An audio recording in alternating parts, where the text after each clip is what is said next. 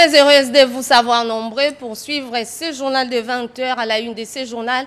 Les consultations qui se poursuivent au Palais de la Nation, formation politique, mouvement associatif et personnalité publique se succèdent autour du chef de l'État pour évoquer des questions cruciales liées à la gestion du pays. On y revient dans un instant. Imaginez une montagne d'immondices en pleine rivière et bien Kinshasa en est un exemple. Les rivières Funai et Kalamu remplies de déchets en plastique seront débarrassés de ces matières polluantes devant une population qui en a souffert. Le vice-premier ministre et ministre des ITP a lancé les travaux de curage de ces deux rivières. Des images à suivre dans ce journal. Bienvenue à tous. Un large consensus autour des consultations initiées par le chef de l'État, Félix-Antoine Tshisekedi Tshilombo, au nombre des personnalités à avoir répondu à l'invitation du président de la République, figure Pius Mwabilumbayo, cadre du FCC, qui s'est présenté comme personnalité politique ce mercredi 11 novembre 2020. Retour sur la journée d'hier à travers ses commentaires. Suivez. Le président de la République, Félix-Antoine Tshisekedi Tshilombo, a poursuivi ce mardi 10 novembre 2020 les consultations au Palais de la Nation. Pour cette 8e journée, les regroupements associatifs et politiques ont été reçus. Ouvrant le bal avec la Chambre du commerce et des oubliés de la République, le chef de l'État a également reçu les personnalités politiques, parmi lesquelles Justin Bitakwira Biona, qui a salué l'idée de l'Union sacrée de la Nation et juge opportune les consultations initiées par le président de la République. Si c'était ma grand-mère qui était reçue, elle lui dirait que ces consultations ressemblent au coin du feu au village. Au village, chaque soir, il y a le coin du feu où on essaie de réfléchir sur l'avenir du village. Et je crois que, pour ceux qui me connaissent, partout où on parlera du Congo, je dois y être. Bitakwira, c'est un général. Il ne peut jamais permettre à personne, à quiconque, du FCC ou pas, de me réduire au rang de caporal. C'est ça mon combat politique. Jean-Pierre Liaou, un homme libre d'esprit et de pensée, reçu simultanément avec les fils Mbwakiem et Kibasa, soutient la démarche du chef de l'État et déclare « Quand on veut sauver la patrie, il faut se départir des intérêts privés ». Il faut d'abord dire que nous sommes venus à la rencontre du président de la République pour deux, trois raisons. La première, c'est que d'abord, nous sommes les héritiers d'un esprit, les héritiers d'une philosophie, d'une vision, celle de l'avènement, du combat pour l'avènement d'un état de droit dans notre pays, d'un ancrage démocratique, de la lutte pour le progrès social. Il est clair qu'à partir du moment où le président de la République, qui est l'un de nôtres, quand je dis héritier de grand esprit, c'est avec le président de la République. À partir du moment où il lance l'idée des consultations des forces sociopolitiques du pays, pour nous, il était hors de question que nous puissions ne pas venir lui apporter notre soutien. Le regroupement Zahir, dirigé par Mobutu Gyalakassa Albert, a remis un mémo au chef de l'État et promet de se prononcer plus tard. Nous avons déposé notre mémo au chef de l'État et il revient au chef de l'État de dire ou bien de reprendre la quintessence de notre mémo, et je pense qu'à ce moment-là, la presse aura toutes les indications qui seront reprises au sein de notre mémo.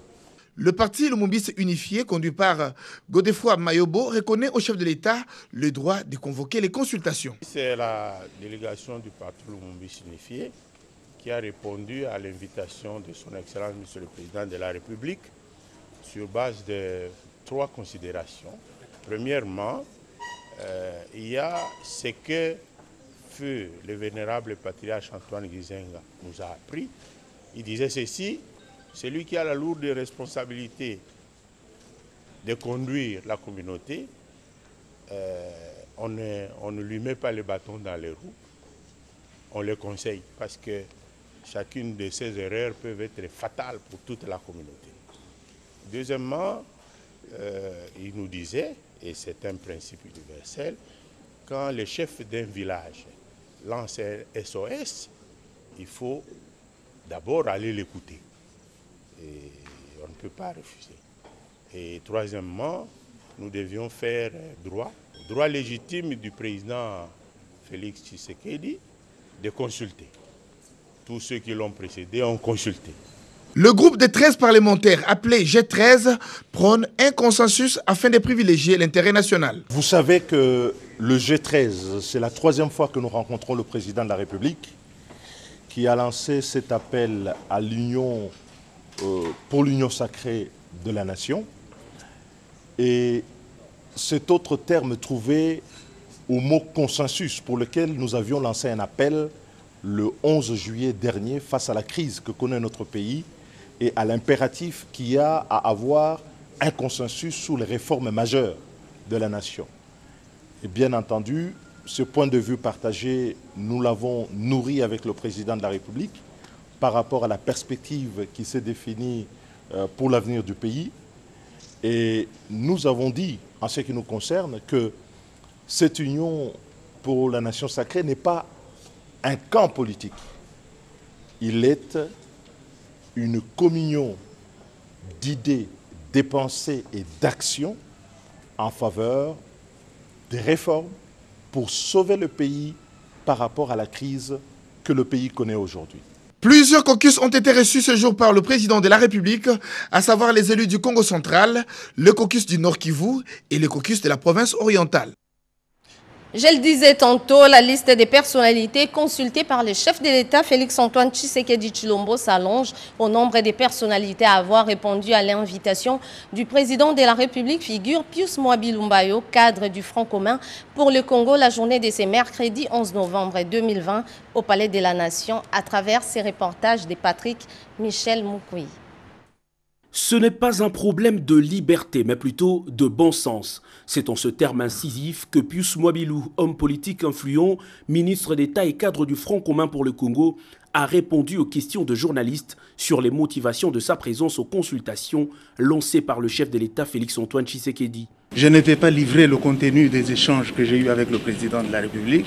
Tout ce que vous devez savoir comme républicain, je suis venu répondre à l'invitation du chef de l'État pour échanger sur les questions qui concernent l'avenir de notre pays, l'avenir de notre peuple, le bien-être de notre peuple et le développement de notre pays. Je vous rappelle que d'abord, j'ai été député national, je suis un ministre de la République.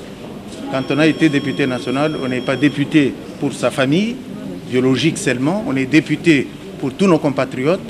Je dois rester constamment, instamment et régulièrement au service de notre peuple. Le président du Congrès national congolais CNC a affirmé également avoir échangé avec le chef de l'État sur des questions politiques spécifiques sans en dévoiler le contenu. Ce même mercredi, les hauts cadres de l'Union pour la Nation congolaise UNC ont eu près d'une heure de discussion avec le garant de la nation. Conduite par Aimé Bougie, son secrétaire national, la délégation de ce parti qui forme aux côtés de l'UDPS le regroupement Cash a remis au chef de l'État un mémorandum dont les contenus n'ont pas été dévoilés aux médias. Nous venons de passer une bonne quarantaine de minutes avec le chef de l'État. Nous avons échangé dans un climat serein, convivial, puisque nous sommes de la même famille politique, et notre échange a été fructueux.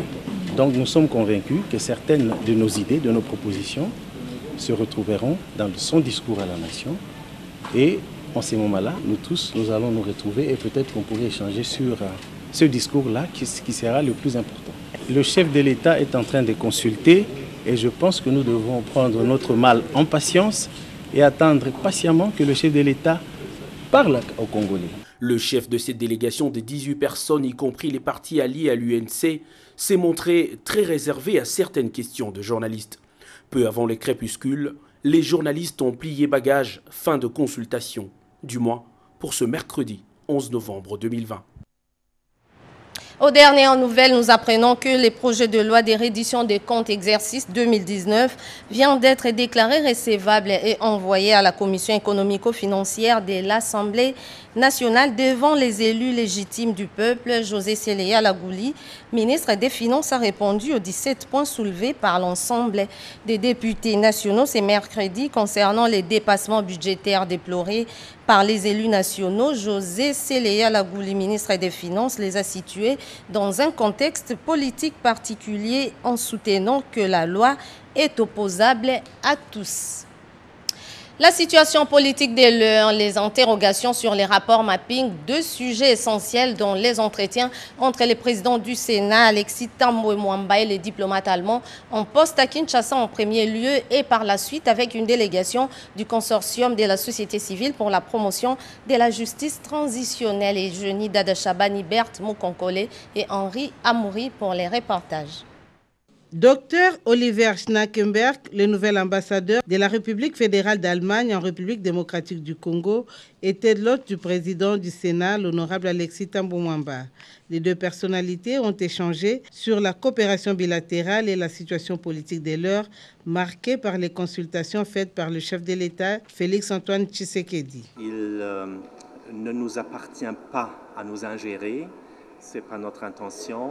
Nous souhaitons que toutes les parties prenantes sont en dialogue, font des efforts pour trouver les solutions, les sorties de cette situation actuelle. Nous disons à tout le monde que pour nous, c'est aussi important que ces consultations déboucheront sur des résultats le plus tôt possible. Parce que le pays a beaucoup de problèmes à résoudre. Il est nécessaire que les parties prenantes retournent à leur travail le plus tôt que possible. Monsieur le Président, il m'a expliqué les aspects constitutionnels de la situation. Le consortium de la société civile pour la promotion de la justice transitionnelle, conduite par le révérend Eric Sengashimba, fait les plaidoyers pour la promotion de la justice transitionnelle. Après la célébration des 10 ans du rapport mapping, ils ont fait le point. Il a été question pour nous de lui montrer l'activité que nous avons organisée le 1er octobre dans le cadre de 10 ans de publication du rapport mapping. Vous savez que l'Église de Christ au Congo, par le biais de sa commission Justice, Paix et Sauvegarde de la Création, avait organisé en partenariat avec d'autres organisations de la société civile, notamment la SENCO, Filimbi, Lucha et toutes les autres organisations. Mais deuxièmement, c'était question de lancer officiellement la campagne de sensibilisation et de plaidoyer pour ce rapport mapping qui en fait rentre dans les termes de la promotion de la justice transitionnelle. Donc c'est comme ça que nous sommes venus faire part à l'honorable président du Sénat, notre initiative qui débouche sur la mise en place d'un consortium de la société civile qui porte justement la question de la justice transitionnelle. Il faut avouer que le président était très réceptif à notre entretien. Nous pensons que nous aurons de plus en plus de précisions et discussions avec lui parce que c'est une question d'intérêt national, d'autant plus qu'aujourd'hui, l'exécutif national de notre pays est déjà lancé dans cette dynamique. Le Parlement également est déjà lancé et donc c'était question de venir voir aussi le Sénat qui est une institution stratégique de notre pays. Autre chose, pas de coupure d'eau comme annoncé dans un communiqué que récuse la délégation syndicale de la Régie des eaux. Le directeur général de la Régie des eaux, Clément Moubiaï Kachama, a été reçu par le Premier ministre qui examinait également les questions liées à la gestion de la SCTP. Françoise Bouelabouaki et Pompomba pour le compte rendu. Depuis le début de la semaine, le Premier ministre Ilunga Ilunkamba reste tout concentré sur les revendications sociales. Ce mercredi 11 novembre 2020, le prof a remis sur la table le dossier SCPT, ex-Onatra. Sur instruction du président de la République, chef de l'État, son Excellence Félix-Antoine Tshisekedi Tshilombo, le Premier ministre a réuni autour de lui quelques membres du gouvernement.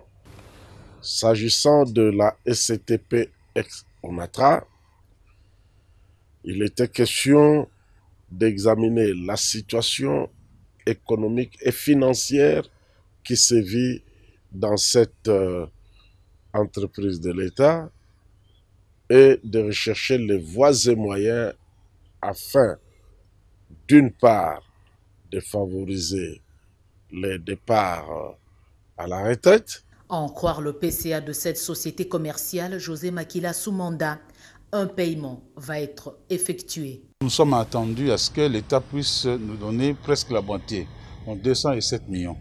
Ceci nous permettra de résoudre les problèmes sociaux que connaissent nos agents et travailleurs, ainsi que la relance des outils de production. Nous disons aux agents que le Premier ministre, chef du gouvernement, a pris ce problème à bras le corps. Et étant un ancien manager de la SNCC, il connaît très bien la situation de toutes nos entreprises publiques et qui s'est investi pour que nous puissions avoir un dénouement heureux. Pour assurer le meilleur service dans la fourniture de l'eau et de l'électricité en cette période de fin d'année, les managers de ces deux entreprises publiques ont présenté un plan d'urgence au gouvernement. Occasion pour le DG de la Régie des eaux de dénoncer un faux communiqué diffusé dans les réseaux sociaux attribué aux syndicats. Je vous dis d'avance que cette information est fausse. Elle ne vient pas du syndicat.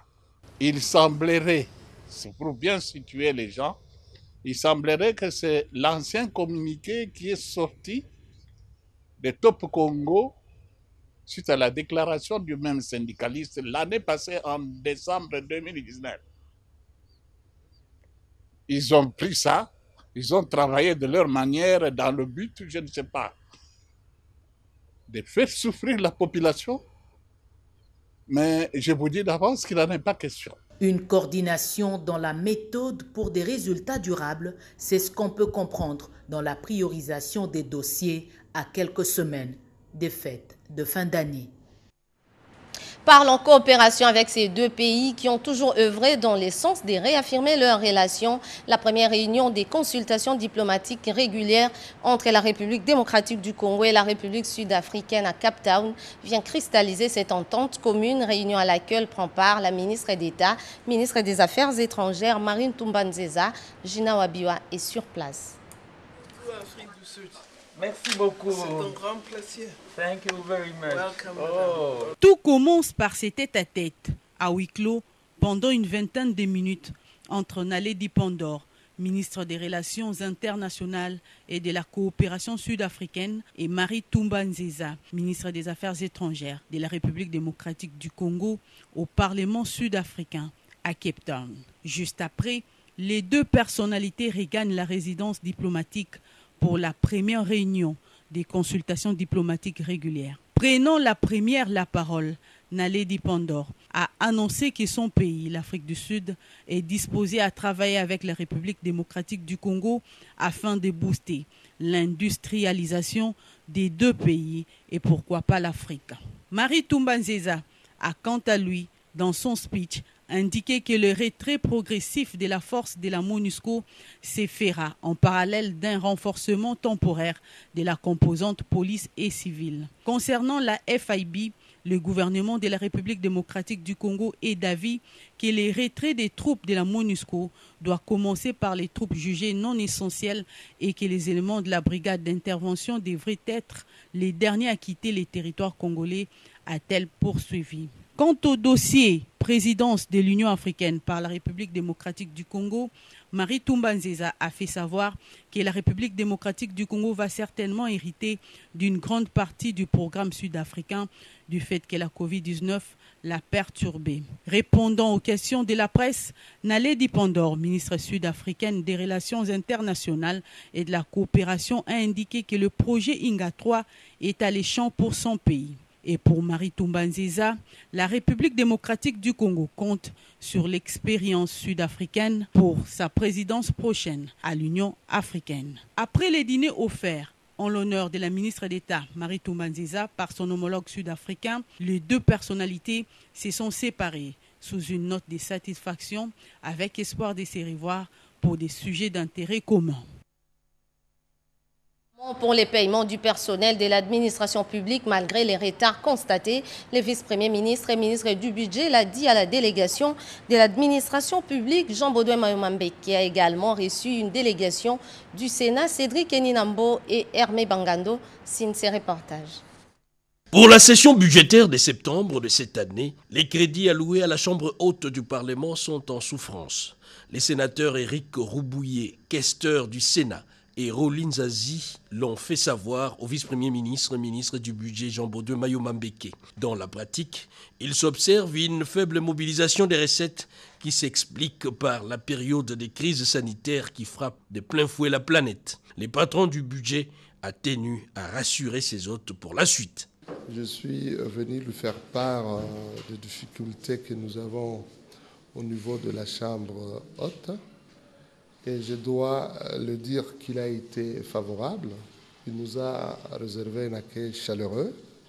Et à l'occasion, il nous a donné des promesses fermes, allant dans le sens de nous rassurer quand il aura le moyen, la possibilité.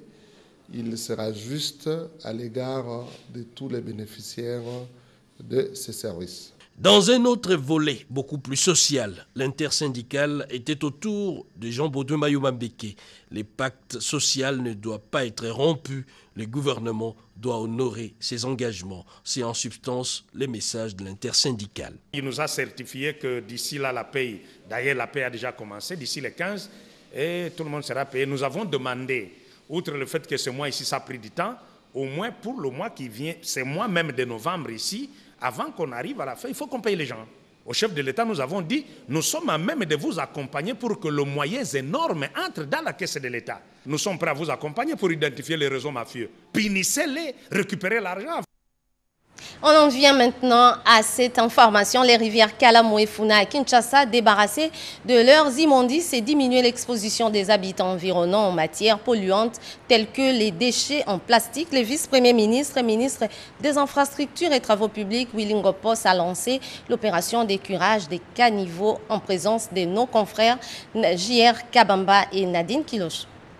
La rivière Kalamu crée au niveau du pont Bongolo un dépotoir insalubre des bouteilles en plastique et autres déchets. Des eaux de cette rivière qui débordent en permanence sur ce pont ont fini par abîmer la chaussée en créant des inondations que l'on déplore à l'annonce des pluies diluviennes dans la ville de Kinshasa. Cette situation a amené le ministère des Infrastructures, Travaux publics ainsi que l'Office de voirie et drainage à entreprendre des travaux de curage de la rivière Kalamu. C'est le vice-premier ministre, ministre des ITPR, Willy Ngopos, accompagné du directeur général de l'OVD, Victor Toumba-Chikela, qui a donné le go de ces travaux.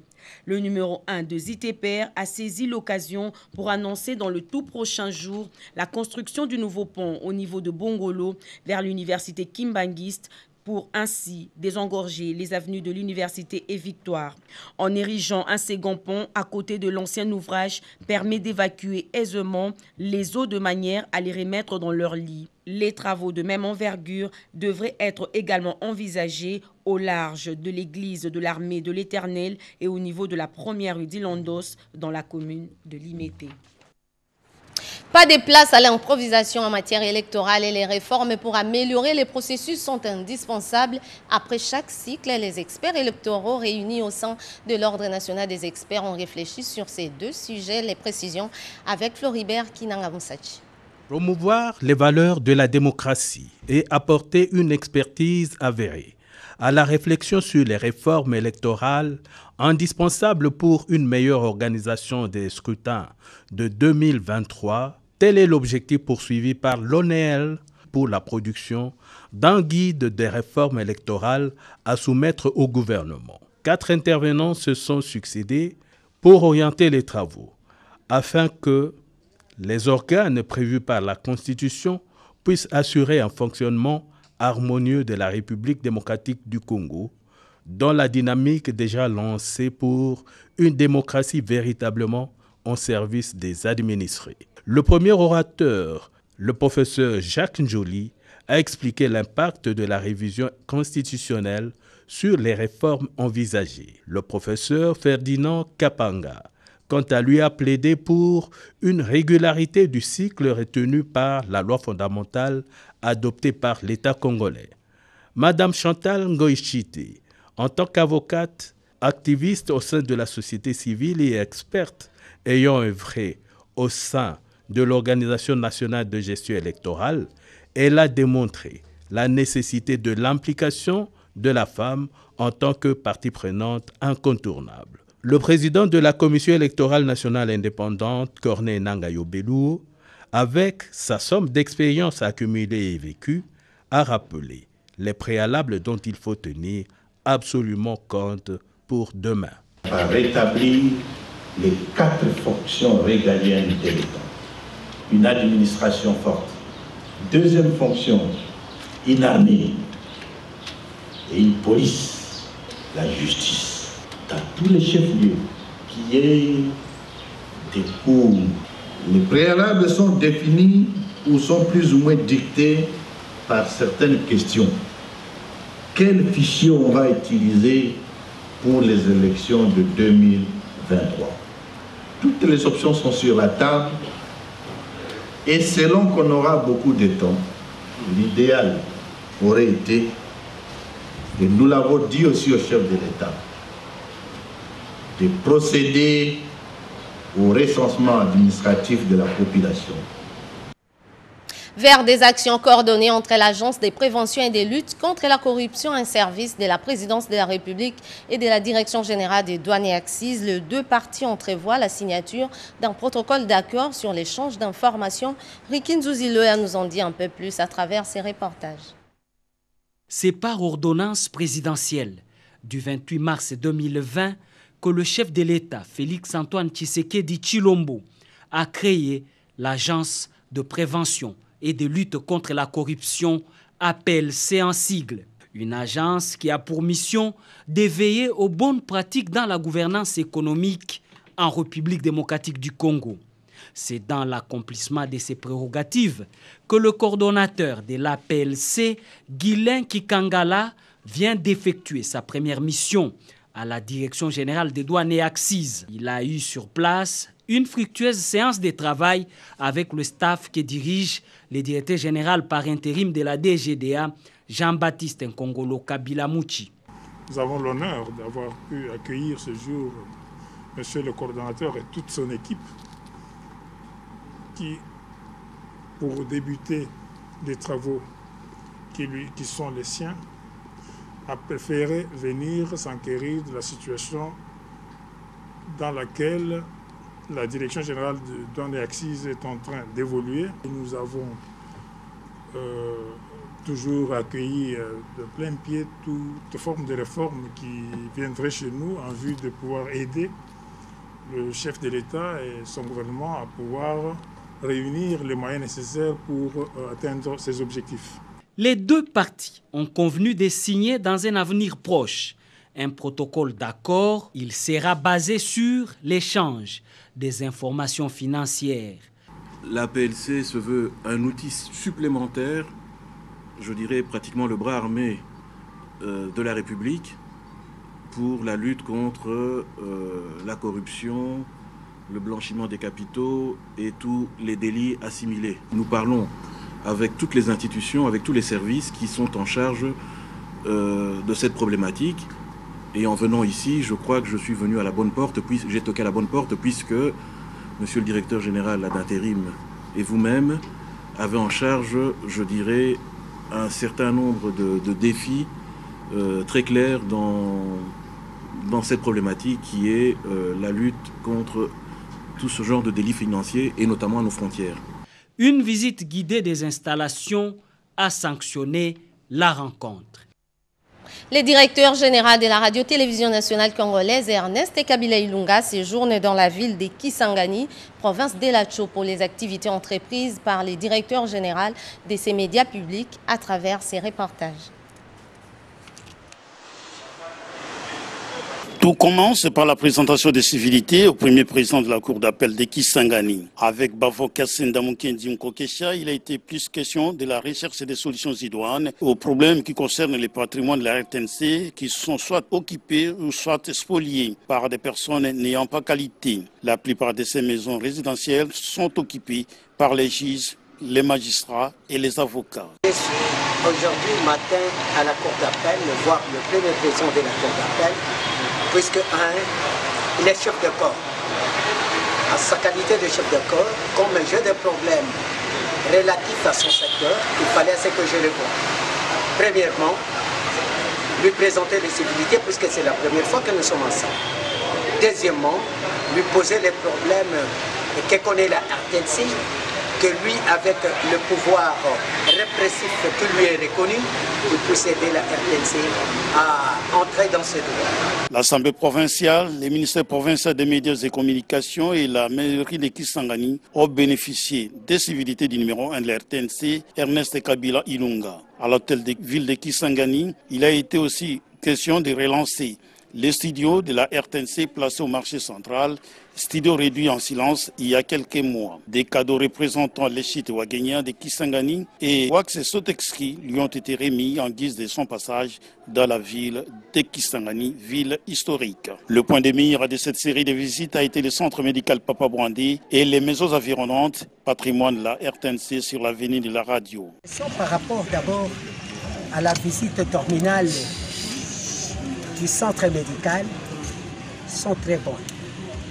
Très bonnes par le fait que je viens de trouver un travail qui est fait par des gens qui ont le cœur à l'ouvrage.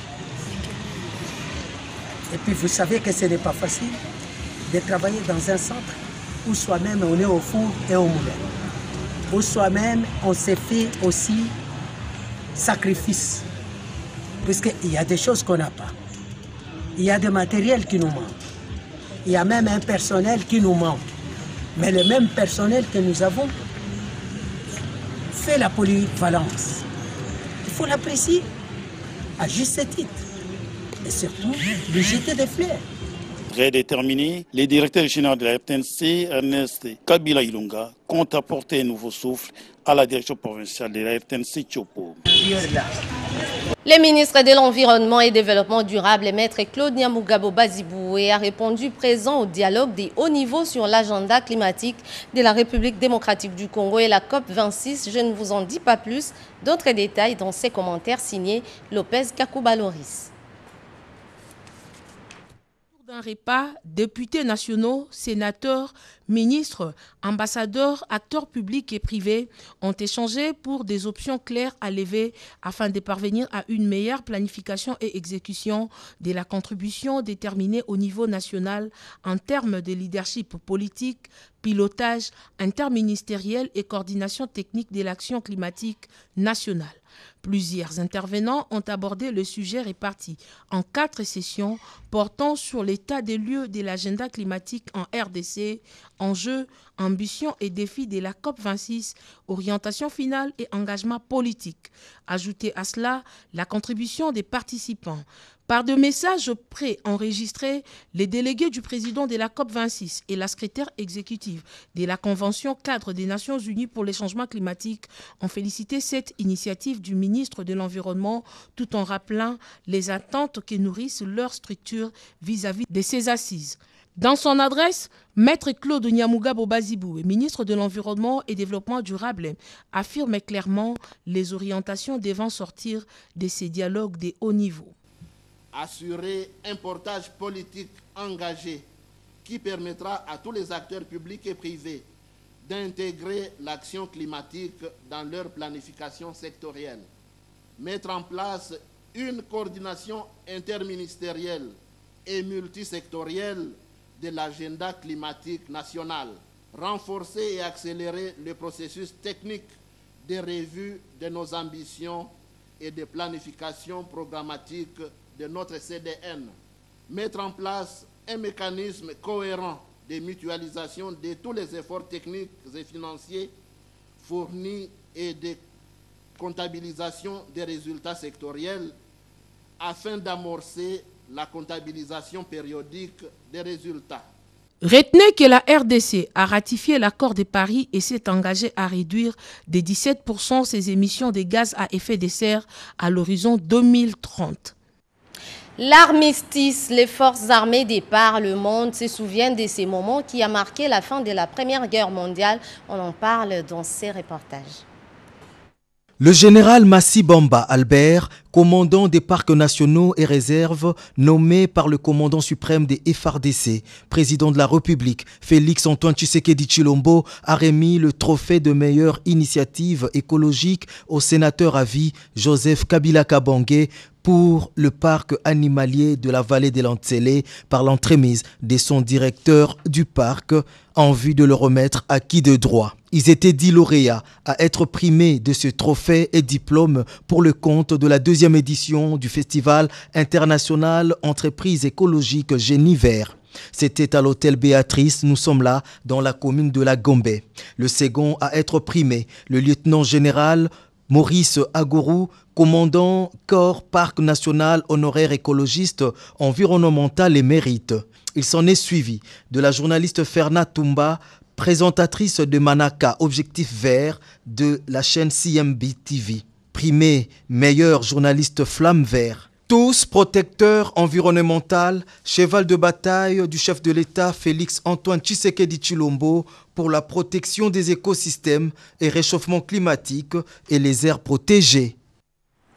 C'était là la remise des prix aux protecteurs de l'écosystème en République démocratique du Congo. Poursuivant ces journaux, la République démocratique du Congo engagée dans un processus de réforme de son système éducatif, l'atelier des validations du rapport national sur la mise en œuvre de l'objectif de développement durable dont les travaux ont été lancés par le ministre de l'Enseignement supérieur et universitaire Thomas Louakalo Senjola apporte un plus dans la connaissance des acteurs appelés à porter ces réformes. Et Marie Kalong Igwezia nous en dit un peu plus.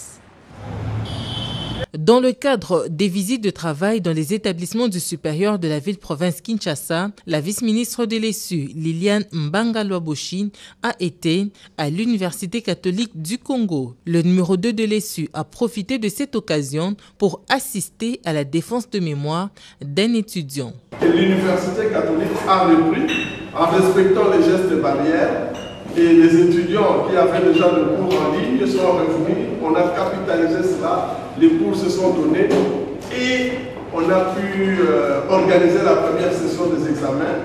On a fait la collation des grades académiques pour la première session. Les parents étaient tout heureux. Voilà, aujourd'hui, les étudiants font la deuxième session. Ils ont terminé samedi. Maintenant, ils ont commencé avec la défense des mémoires. À l'ISP Gombe, Liliane Mbanga-Lwaboshi a eu une séance de travail avec les communautés de cet établissement avide du 3e cycle en vue de l'adéquation entre le nombre d'étudiants et l'effectif d'enseignants. Nous faisons ces plaidoyers auprès de la vice-ministre pour qu'ensemble avec le ministre, il puisse nous autoriser à réouvrir le 3e cycle. Quand on a été nommé, il y avait 5500 étudiants. En ce moment-ci, on nage dans les 12 000 étudiants. Donc, nous devons réorganiser le 3e cycle pour préparer l'avenir de l'ISP Gombe. Ces deux établissements de l'enseignement supérieur et universitaire sont prêts pour la rentrée académique 2020-2021. Protection des droits de l'enfant, il en sera question à la célébration de la journée de l'enfance célébrée le 20 novembre de chaque année. Les représentants résidents de l'UNICEF en RDC a échangé à ce sujet avec la ministre d'État, ministre du Genre, Enfants et Famille, Béatrice Lomé-Atilité, qui par la suite s'est entretenue avec les directeurs pays des NDI. Images et commentaires. Mis à la précarité, la situation de l'enfant congolais sera passée au crible à l'occasion de la Journée mondiale de l'enfance à travers un thème qui reprend les avancées dans la protection de l'enfant, lutte contre les changements climatiques. En prélude de cette célébration, les représentants résidents de l'UNICEF, Edouard Beibeder, a tenu personnellement à échanger avec les ministères ayant dans ses attributions la promotion et la protection des droits de l'enfant. Donc c'est important, en même temps qu'il faut faire face au Covid-19 et à d'autres urgences actuelles en RDC, de s'assurer que les urgences qu'on peut prévenir n'arrivent pas. Et certaines de ces urgences que l'on peut prévenir, eh bien, c'est les questions de déforestation, c'est les questions du climat, c'est les questions de nos comportements humains par rapport à ça. Les directeurs résidents des NDI et RDC, Dani Aïda, étaient porteurs d'un projet sur la participation de la femme congolaise aux élections. Projet dont les grandes articulations ont été présentées auprès de la ministre d'État, ministre du Genre, Enfants et Famille. Toutes les femmes, sans distinction aucune, doivent bénéficier d'un encadrement en matière électorale. Vous savez qu'aujourd'hui, dans la République, tout le monde parle de réforme. Et l'une des questions majeures dont on a discuté, c'est de savoir qu'est-ce que nous pouvons faire ensemble de manière à ce que tous les changements qui interviennent au niveau institutionnel ou normatif dans le pays prennent en compte la question du genre. Les réflexions qui sont menées aujourd'hui au niveau politique, au niveau technique et même de la société civile, pour que toutes les décisions qui seront prises à l'avenir puissent prendre en compte la situation de ces femmes. Un entretien en présence de membres des NDI et une poignée d'experts du ministère du Genre, Enfants et Familles. La situation des entreprises en période post-Covid, les responsables des entreprises et services sous tutelle du ministère du Travail, Emploi et Prévoyance sociale se sont retrouvés ce matin pour évaluer les niveaux de leur travail. Suivez. Sous une forte pluie, les membres de la délégation ont eu une importante réunion avec la ministre provinciale de l'Emploi et les services compétents. Une évaluation sans complaisance. Le chef de la division des prévoyances sociales a fait voir à la délégation que depuis l'installation des services au Tanganyika, pas de facilité de voir le texte légaux. La division de l'emploi travaille dans la province du Tanganyika et sous-logée dans un bâtiment abritant l'inspection du développement rural. Elle manque de tout. Avec plus de 5 décennies d'existence, l'inspection du travail supervise les territoires de Manono, Kongolo, Kabalo, Moba, Nyunzu et Kalemi. Selon les explications de l'inspecteur, l'interprétation des textes légaux pose problème avec d'autres structures. Le ministre d'État sera informé du fait qu'il n'existe pratiquement pas de bureau pour la division provinciale de la prévoyance sociale. L'Office national de l'emploi est inexistant ici dans la province du Tanganyika, alors qu'il y a un grand besoin en ce qui concerne la vérification de la régularité des contrats de travail, des offres d'emploi, du mouvement de la main-d'œuvre du personnel, ainsi que d'autres éléments qui doivent être accomplis par ces services importants. L'Institut national de préparation professionnelle, c'est un autre cas, un autre problème. Ici à Kalemi, une province en plein essor, vous savez que les compétences requises ainsi que les qualifications professionnelles doivent être données après une formation adéquate. Mais nous constatons qu'il faut qu'il y ait une intervention urgente du gouvernement de la République et le rapport sera fait à la ministre d'État qui malheureusement devait être sur place pour constater cela, mais n'a pas pu venir à cause de cet incident protocolaire que nous déplorons jusqu'à ce jour. Une grande réunion qui a permis au chef de bureau de l'UNPP de montrer les nombreuses réalisations en termes de formation. À ce jour, 4500 stagiaires ont été formés dans le Tanganyika. La direction provinciale de l'UNPP implore l'implication du ministre pour que les équipements arrivent jusqu'ici. Le directeur provincial de la CNSS a lui parlé des difficultés qu'il rencontre, notamment une absence de la culture de la sécurité sociale. La ministre provinciale a salué l'initiative de Nelou Nkoulou d'envoyer cette délégation qui arrive à point nommé dans la province de Tanganyika et a souhaité la bienvenue à la ministre d'État dans les tout prochains jours. Politique et un soutien inconditionnel aux consultations initiées par le chef de l'État, Félix-Antoine Tshisekedi Tshilombo, le secrétaire général de l'Union pour la démocratie et le progrès social UDPS, Augustin Kabouya, est revenu sur ces sujets d'actualité à la matinée politique du parti présidentiel. L'UDPS annonce une marche de soutien aux consultations ce week-end à Kinshasa. Alain Bika, il nous décrit l'ambiance au siège de l'UDPS. Suivez.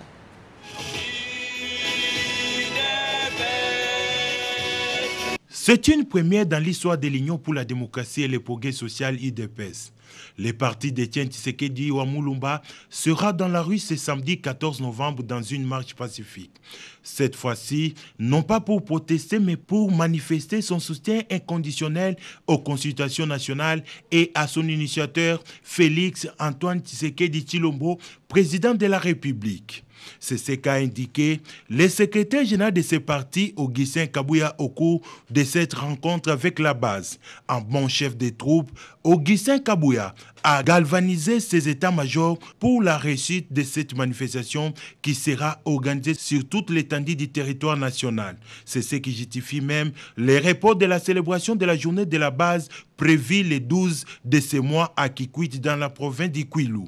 Pour lui, cette marche est une occasion pour la population congolaise de montrer à la face du monde que Félix-Antoine Tshisekedi Tshilombo incarne l'espoir de tout un peuple. Dans un autre chapitre, le numéro 2 du parti présidentiel a fustigé le comportement indigne de certains cadres du FCC qui sillonnerait certaines capitales africaines à la recherche d'un appui pour déstabiliser les institutions de la République. À cet effet, Augustin Kabouya a adressé une sévère mise en garde à tous ceux qui soutiennent ces plans diaboliques car ils croiseront le peuple sur leur chemin.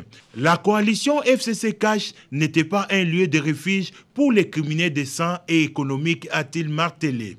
Concernant l'incident intervenu à l'aéroport international d'Ndjili qui a vu des membres du gouvernement empêchés à effectuer leur mission de service à l'intérieur du pays, pour le secrétaire général du parti présidentiel, les réponses doivent être trouvées dans l'ordonnance portant l'organisation et le fonctionnement du gouvernement. Les règles doivent être respectées de tous, même si on est ministre. Un communiqué avant de boucler complètement ce journal. La Cour d'appel de Kinshasa-Gombe informe le public de la tenue demain jeudi 12 novembre 2020 à 11h de son audience solennelle et publique de la rentrée judiciaire exercice 2020-2021 au Palais de la Justice situé à la place de l'Indépendance dans la commune de la Gombe. Un communiqué signé par les protocoles. C'est la fin de ce journal de 20h. Madame, Messieurs, merci à vous de l'avoir suivi. Les prochains rendez-vous, c'est à minuit dans une présentation des Getty Omatouko. Au revoir.